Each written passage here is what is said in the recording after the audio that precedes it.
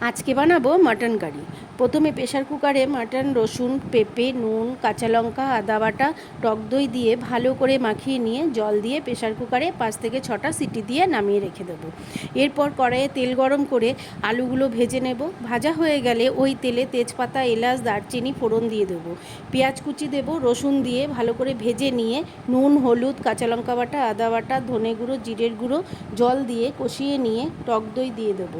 চিনি আর টক দইয়ে বাটি ধোয়া জল দিয়ে আবারও কষিয়ে নিয়ে সেদ্ধ করা মাটন আর গোটা রসুন, গোটা পেঁয়াজ, আলু দিয়ে ভালো করে কষিয়ে নিয়ে মাটনের স্টকটা দিয়ে দেবো। ভালো করে ফুটে এলে নামিয়ে নেব। একদম রেডি মাটন কারি।